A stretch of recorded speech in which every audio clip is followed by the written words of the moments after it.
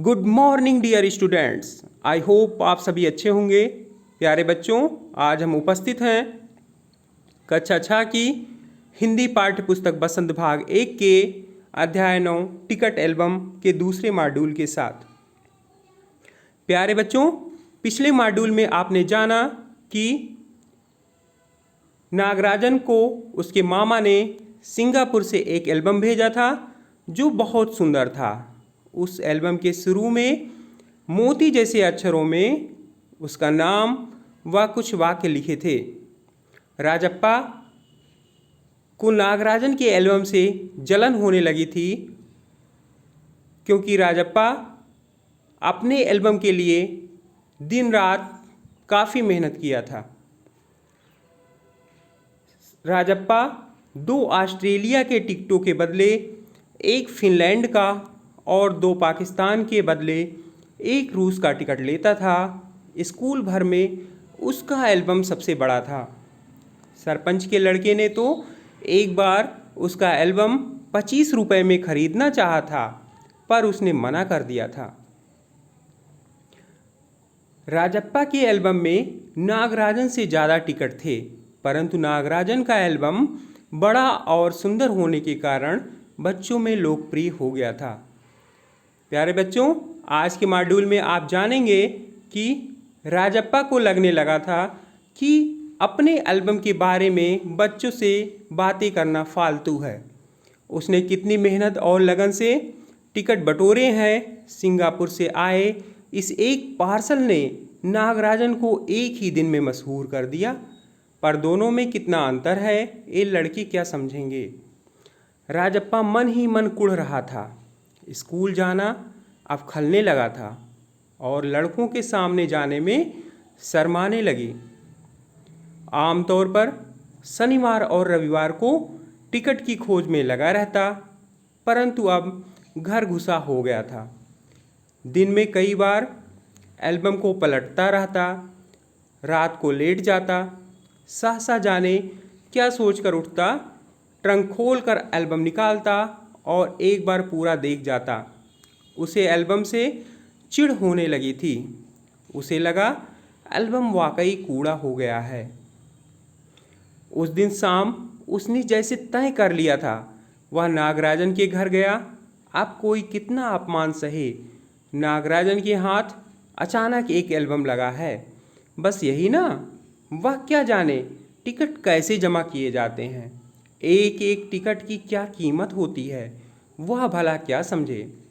सोचता होगा टिकट जितना बड़ा होगा वह उतना ही कीमती होगा, या फिर सोचता होगा बड़े देश का टिकट कीमती होगा। वह भला क्या समझे। उसके पास जितने भी फालतू टिकट हैं उन्हें टरका कर उससे अच्छे टिकट झाड़ लेगा। कितनों को तो उसने यूं ही उल्लू बनाया है। कितनी चालबाजी करनी पड़ती है। नागराजन भला किस खेत की मूली है। राजप्पा नागराजन के घर पहुंचकर ऊपर गया। चूंकि वह अक्सर आया जाया करता था, सो किसी ने नहीं टोका। ऊपर पहुंचकर वह नागराजन की मेज के पास पड़ी कुर्सी पर बैठ गया। कुछ देर बाद नागराजन की बहन कामाक्षी ऊपर आई। भैया शहर गया है। अरे हाँ, तुमने भैया का एल्बम देखा? उसने पूछा। राजप्पा को हाँ कहने में हेकड़ी हो रही थी। बहुत सुंदर एल्बम है ना? सुना है स्कूल भर में किसी के भी पास इतना बड़ा एल्बम नहीं है। तुमसे किसने कहा? भैया ने। वह कुढ़ गया। बड़े से क्या मतलब हुआ? आकार में बड़ा हुआ तो एल्बम बड़ा हो गया। उसकी चिड़चिड़ाहट साफ थी। कामाक्षी कुछ देर वहीं रही, फिर नीचे चली गई। राजप्पा मेज पर बिखरी किताबों को टटोलने लगा। अचानक उसका हाथ दराज के ताले से टकरा गया। उसने ताले को खींच कर देखा, बंद था। क्यों ना उसे खोल कर देख लिया जाए। मेज पर से उसने चाबी ढूंढ निकाली। सीढ़ियों के पास जाकर उसने एक बार झांक कर देखा, फिर जल्दी में दराज खोली। एल्बम ऊपर ही रखा हुआ था। पहला पृष्ठ खोला। उन वाक्यों को उसने दोबारा पढ़ा। उसका दिल तेजी से धड़कने लगा।